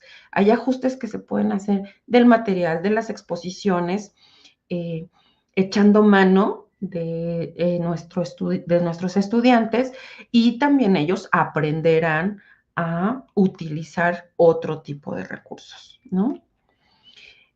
Por ejemplo, si nosotros tenemos ajustes razonables, los podemos tener en el ingreso, en la permanencia y el egreso. Y esta es una gráfica, bueno, un poquito, es un diagrama que tiene algunos ejemplos. Una, yo les decía, en el ingreso, pues desde la entrevista. ¿Quién eres? ¿Cómo aprendes? ¿Qué condición tienes? Etcétera, etcétera. Que esto desde el departamento de psicopedagogía lo puede realizar, o buscar el área a quien le tocaría acercarse también para conocer a la población. Revisar justamente la accesibilidad. Si es una persona ciega, dar recorrido para que esa persona pueda desplazarse de manera autónoma en el área, ¿no? Ver qué tipo de apoyo, por ejemplo, en el caso de la UNAM, sabemos que hay apoyos en el examen de ingreso. Hay alguien que les rellena los alveolos, hay alguien que, si requieren un lector, les lee el examen, etcétera. Y la duración del examen de ingreso para las personas con discapacidad es mayor, tienen 1 hora más que las personas sin discapacidad, y se hace en un recinto aparte. En la permanencia, lo que hemos hecho, por ejemplo, es micrófono inalámbrico para personas que tienen hipoacusia o sordera. Este micrófono, pues, es un micrófono que es muy económico. Tiene, por medio de Bluetooth, de esta señal Bluetooth, se comunica al celular de la persona. El maestro puede ponerse ese micrófono en la solapa, y lo que dice el maestro lo va convirtiendo a texto el teléfono, ¿no? Entonces, esto es muy bueno porque la persona va leyendo lo que dice el profesor y puede incluso guardar, no sé si 24 o 48 horas, lo que dice el maestro, para que pues pueda repasarlo, ¿no? Otras cuestiones son conversión de recursos, para hacer conversiones de texto a digitales, y que estas también puedan ser utilizadas o leídas con lectores de pantalla. La tutoría entre pares, lo que les platicaba hace rato. El tiempo fuera, por ejemplo, una persona que tiene ansiedad, que tiene autismo y que de repente le genera inquietud algunas cuestiones sensoriales, pueda decir tiempo fuera, casi mostrar tarjeta roja, se salga, y cuando esté más tranquila ingrese al aula. Eso es un ajuste, por ejemplo, ¿no? Que tal vez la persona no nos está diciendo, o no nos esté interrumpiendo para puedo salir porque me siento mal, sino que sepa la persona que cuando eso ocurra puede salirse, ¿no? Para calmarse y que después puede regresar, ¿no? El uso de audífonos, hay personas que, por ejemplo, con autismo, que necesitan bloquear todos los sonidos, entonces usan audífonos, ellos le llaman para ruido blanco, me parece, algo así, tienen un nombre, y entonces los usan y les favorece para disminuir el ruido y enfocarse en la clase. Otras modificaciones pues son cambios de salón, turno, plantel, dependiendo de la condición de la persona, dar las presentaciones anticipadas para que la persona pueda revisarla y ver en qué formato le favorece, ¿no? Para que incluso pueda pedir la conversión o hacerla, ¿no? La grabación de clases, y aquí me gustaría decirles que hay profesores que no les gusta que graben las clases, y lo que hemos hecho es que existan acuerdos donde, por ejemplo, él o la estudiante se responsabilice de que esa grabación la va a hacer, pero va a ser utilizada con fines académicos y solamente para esa persona, justo como para brindar estos espacios seguros para uno y para otra persona, ¿no? Y para que sean únicamente con fines académicos. Y hay ocasiones en que puede haber un ajuste en el tiempo de entrega, ¿no? Hay personas que por la condición que tienen requieren de más tiempo. Y bueno, aquí me parece que estamos en un tema muy delicado porque después de COVID, de la pandemia, hemos identificado muchas personas que están cursando con cuestiones de salud mental. Y bueno, habrá muchas veces estas inquietudes de parte del profesorado de que si exagera, que si tal vez abusa de esta condición para que pida. Entonces yo aquí les diría que no entremos en conflicto, que sí habrá una persona dentro del mismo plantel que pueda hablar con la familia para que esta condición sea también, pues, se tenga conocimiento de formas, de maneras, por ejemplo, donde hay un documento que lo acredite y que no seas el maestro el que esté pidiéndolo, eh, sino que ahí exista una comunicación en el plantel. En el caso de nosotros como UNAVDI, sí les pedimos a los jóvenes que cuando tienen una solicitud de ajustes, nos hagan llegar qué ajustes requieren, pero que también nos anexen el dictamen que tienen de discapacidad o alguna dictamen, valoración psicológica o psiquiátrica, para que entonces podamos hacer la gestión. Para que entonces, pues también podamos conocer qué se requiere y que lo hagamos también pues con vías donde tengamos tranquilidad y demos tranquilidad también al plantel. Y bueno, un concepto muy importante es el diseño universal. Este diseño pues reconoce que hay condiciones que tienen los sujetos que inciden en la forma en que realizan actividades. Ustedes pueden escuchar que hoy en día se habla del diseño universal para el aprendizaje. El antecedente es el diseño universal. Y este diseño universal se dirige mucho hacia cómo los productos, los entornos tienen que dirigirse a la diversidad de las personas, a la diversidad de las poblaciones. El diseño universal para el aprendizaje va abocado más hacia los ambientes educativos, que bueno, podríamos tener ahí una sesión justo para hablar del diseño universal para el aprendizaje. Si les interesara conocer más del tema, con mucho gusto lo podemos hacer después. Pero bueno, aquí nada más les quería presentar y bueno, ejemplificando aquí como toda esta variedad de sillas, porque todos los cuerpos son diferentes, las alturas, incluso algunas texturas o materiales con los que están hechos estas sillas pueden ser confortables para algunas personas y para otras no. Entonces, este diseño universal justamente es como, a ver, diseñemos pensando en la mayoría o en todas las personas, ¿no? Aquí tenemos unos ejemplos del diseño universal. En la primera imagen pues tienen una persona que está tomando agua, pero bueno, el chorrito puede ser para una persona alta o para una persona baja de talla o incluso para un niño.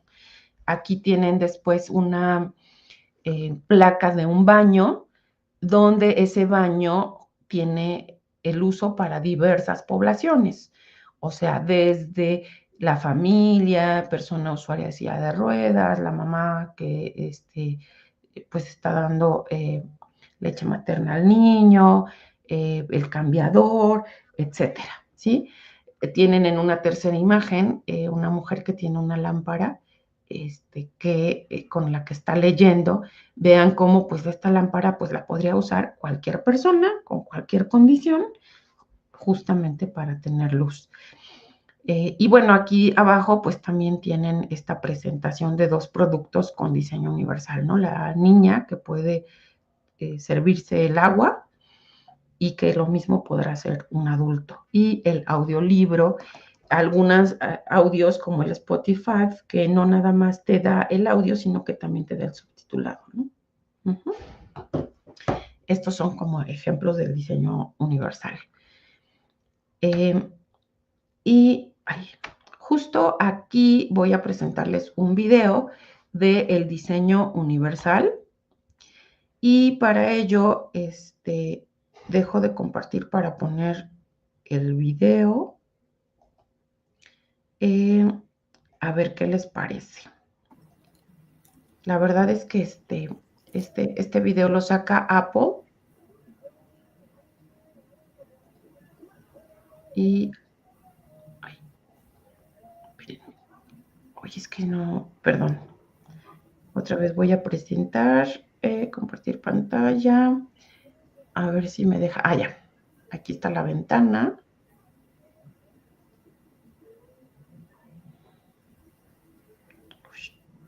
Ya va, ya va.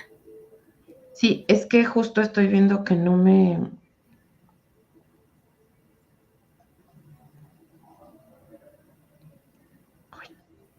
Es que no me está dejando...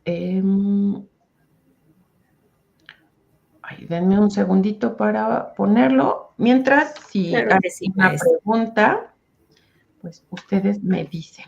Uh-huh. Bueno, ahorita creo que no tenemos preguntas. Por ahí vi una que puso... ¿Qué porcentaje de estudiantes pueden lograrlo? Bueno, estoy leyendo los comentarios directos de la maestra Alma. Me parece admirable los logros del docente, pero ¿qué porcentaje de estudiantes pueden lograrlo? Me imagino que hace referencia, ¿no?, al video anterior. Sí, fíjense que a mí me parece que es un tema muy importante justamente el apoyo. Y el apoyo en este sentido habla de que nosotros podríamos tener a muchas personas como Matías, como Stephen Hawking, pero si no hay un acceso a la tecnología, aunque la persona tenga toda la capacidad, no va a poder lograrlo. Y entonces aquí pues hay una combinación que tiene que ver también con la pobreza. O sea, una persona que es pobre y que tenga esta condición va a ser muy difícil que lo logre. ¿Por qué? Porque no va a poder tener acceso a estos recursos tecnológicos. Entonces, son estas combinaciones que generan estos círculos, pues perversos, porque no depende ni del plantel, ni del docente, sino de estas condiciones que la persona tiene en el entorno, ¿no? Uh-huh. Claro. Entonces, pues sí, son cuestiones que, aunque no nos guste, pues son crudos y reales. Ya tengo aquí el video, ¿eh? Entonces, muy bien, claro, vamos. Voy a ponerlo en grande y escuchemos.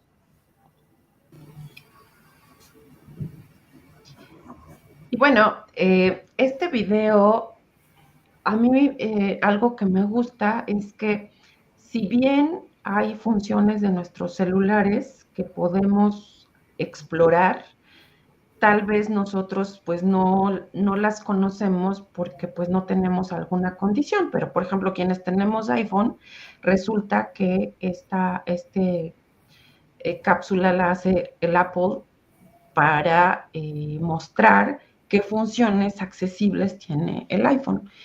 Y yo creo que hay, por supuesto, teléfonos que pueden ser Android y que también pueden tener estas funciones accesibles, pero que muchas veces pues no las conocemos. Ese es por un lado.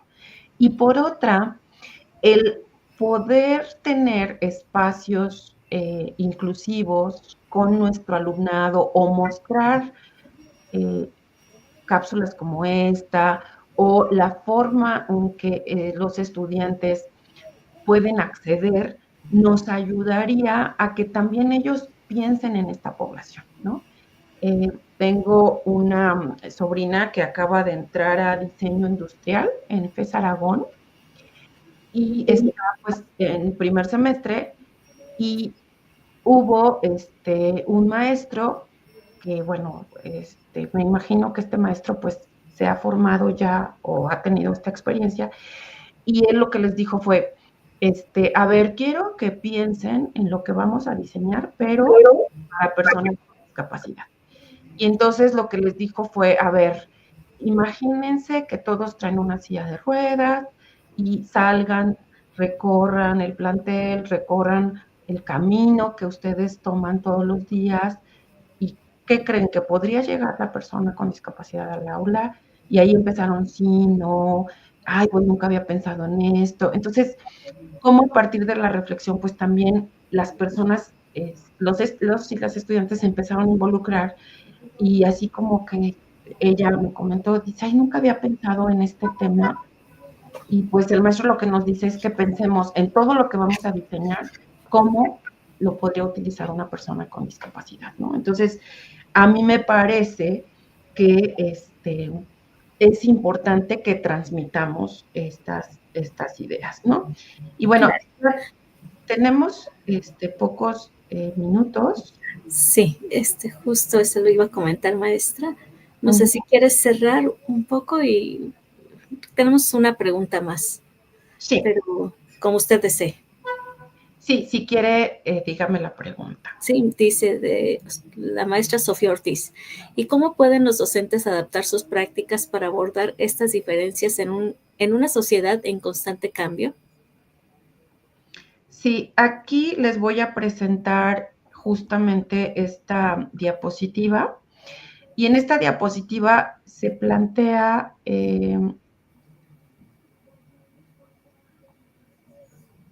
¿ahí ya la ven?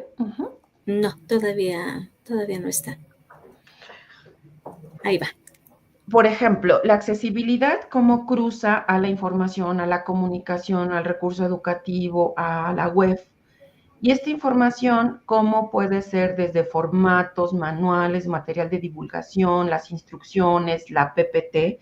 Por ejemplo, las presentaciones de PowerPoint que nosotros hacemos, las podemos hacer accesibles. Nosotros desde la unidad tenemos un curso para aprender a manejar las funciones de accesibilidad del Office, es decir, del Word y del PowerPoint. También, pues, cómo esta accesibilidad tiene que ver con los documentos que emitimos, con los exámenes y cómo también en nuestras clases podemos utilizar formatos de audio, de texto o pictogramas. ¿Para qué? Pues para que entonces sean para todas las personas, no dirigirnos solamente a personas con discapacidad. Y en el caso de la web, pues las plataformas educativas, las páginas web que sean accesibles, es decir, que al navegar le indiquen a la persona con discapacidad que sigue. Por ejemplo, el Google Classroom es muy accesible porque se maneja con lectores de pantalla, ¿no? Entonces necesitamos utilizar pues estas herramientas para que también podamos practicarlas e incorporarlas también a nuestras clases, ¿no? Y bueno, justo aquí yo les diría que cada quien desde lo que yo observó, vio, pues pueda justamente escribir en esta tercera columna que aprendí. Claro, si aprendió algo, ¿verdad? O sea, si puso no, pues nada, entonces también se vale ponerlo. Entonces, y bueno, si hay alguna pregunta, comentario, pues tenemos estos últimos minutos para hacerlo. Sí, claro. Pues bueno, tenemos una pregunta aquí de la maestra Liliana Martínez Flores. Dice, ¿cuáles son los mitos más frecuentes en torno a la educación inclusiva en el nivel medio superior y cómo pueden los docentes desmentirlos en su práctica cotidiana? Los mitos es que es utópico, que no hay esto de enseñar para todo el alumnado. Y yo la verdad les diría que lo mejor que puede ser para quitar estos mitos es conocer estudiantes con discapacidad. Yo les podría decir que tenemos una egresada de la maestría en ingeniería ambiental y ella es sorda, por ejemplo, ¿no? Y que conocer las barreras que ha enfrentado, cómo le hace, y bueno, ella es egresada de la Facultad de Química, por ejemplo, ¿no? Tenemos, justo el martes que entra es el examen doctoral de Itzel Santiago, ella está así, por recibir pues el doctorado en música, y bueno, ella hizo toda una investigación, además pues toca el piano, enseña alemán, ha aprendido alemán, entonces y así tenemos muchos estudiantes en otras carreras, y que, por ejemplo, no sé, ahorita viene a mi mente César. César es un estudiante de Prepa 5, que seguramente lo conocieron por allá. Él ahorita está en ingeniería. No me acuerdo si está en cuarto semestre, pero César no tiene miembros inferiores ni superiores, escribe con la boca, es pintor de boca. Y pues bueno, la verdad es que él, por supuesto, que llegó e hizo temblar a todos los profesores de ingeniería. Y la verdad es que, bueno, César es famoso porque tiene además de muchos amigos, porque por él se han generado cambios en ingeniería desde instalaciones hasta en estas cuestiones de cómo los profesores enseñan, ¿no? Entonces, a mí me parece que lo mejor es acercarse al estudiante con discapacidad, y claro que podemos hacer un conversatorio con estudiantes con discapacidad y que pues nos platiquen justamente cuál es la experiencia educativa y qué usan ellos para aprender, ¿no? Claro. Pues maestra, hay otras preguntas, pero tenemos que cerrar esta sesión y me gustaría, no sin antes decirle, ay, perdón, maestra, sí. Si me permitieras solo en un minuto decirles que sí hay una desigualdad de género en la discapacidad. Las mujeres con discapacidad también cursan con esta violencia de género desde la familia. Si de por sí hay familias que no quieren que las mujeres estudien, cuando hay discapacidad es peor. Y también la violencia hacia la mujer con discapacidades, esta violencia como si no tuviera derecho a tener pareja, a tener una vida sexual y mucho menos hijos. Entonces, claro que sí la hay y hay que también hacerla visible. Y perdón, maestra Katy, ya. No se apure mucho. Adelante. Bueno, de entrada, tiene muchas felicitaciones, ¿no? Por su conferencia, ¿no? De varios de los que no podemos ver aquí, ahorita nada más nos enmarca que tiene muchas felicitaciones y varios comentarios, ¿no? Agradecimiento por compartir sus experiencias también, que es muy importante, ¿no? Y me gustaría que, pues, ante todos los que nos están viendo, leyéramos su constancia de participación. Si nos la pudieran proyectar, por favor, para entregársela virtualmente, ¿no? Y que, pues, sea presente, lo podamos ver todos. Ahorita seguramente nos lo proyectan. Y mientras nos la proyectan, si quieren, vamos a una pregunta que está aquí de Carla Ortiz. ¿Qué propuestas concretas tiene para mejorar los procesos de evaluación de los estudiantes en un contexto inclusivo, asegurando la equidad sin perder el rigor académico? Sí, yo creo que aquí yo preguntaría por qué es el rigor académico. O sea, si el rigor académico es que yo debo de aplicar un mismo examen para todos, eso no es rigor académico. Si el rigor académico es que, por ejemplo, se cumpla el contenido, los objetivos y que todas las personas participen en ello, estamos ya hablando de otra cosa. Entonces, para justo hacer como estas evaluaciones inclusivas, tenemos que conocer también al estudiantado, ¿no?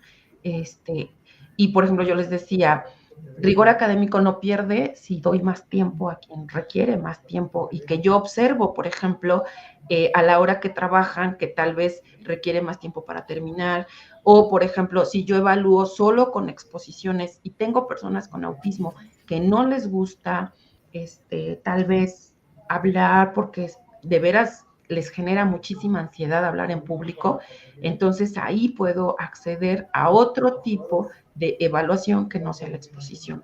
O alguien que me diga, no trabajo en equipo, porque verdaderamente hay jóvenes con autismo que la habilidad social es una limitación, no forzar a que sea esa una forma nada más de calificar, sino permitir que la persona también pueda exponer de manera solitaria o haga un trabajo que compense. No estoy diciendo que le pongamos el 10, sino que cumpla también, pero de otra forma. Claro. Y bueno, siguen las felicitaciones. Y yo quiero hacer además, bueno, ahorita antes de que empiece o que nos proyecten, ya viene. Ya vi que ya viene la constancia, es que ven que aquí todo es en vivo y a todo color. De repente aparecemos y de repente no. Si quieren colocar la constancia, ahorita que la agrandemos un poquito para poderla ver todos, incluyéndome. Bueno, Universidad Nacional Autónoma de México, Escuela Nacional Preparatoria, plantel 5, José Vasconcelos. Constancia a la maestra Claudia Peña Testa por impartir la conferencia magistral Educación Inclusiva en el Nivel Medio Superior, en el marco de la segunda edición del Seminario sobre Discapacidades en la Educación Media Superior. Retos, alcances, desafíos y horizontes de las discapacidades en la educación media superior, del plantel 5, José Vasconcelos, por mi raza hablar el espíritu, Coapa, Ciudad de México, viernes 6 de diciembre del 2024, y la firma el maestro Jaime Cortés Vite, director del plantel. Muchas gracias, maestra Claudia. Y yo nada más les comento que nuestra siguiente sesión de seminario será el martes 10 de diciembre a las 17 horas con la ponencia ¿Cuánto hemos avanzado en inclusión educativa? Una mirada a la educación obligatoria. Recuerden registrar su asistencia y sin más, maestra Claudia. Muchas gracias. Gracias a ustedes y gracias por llegar al viernes a las 7 de la noche conmigo. Bonito fin de semana. Hasta luego. Igualmente, hasta luego.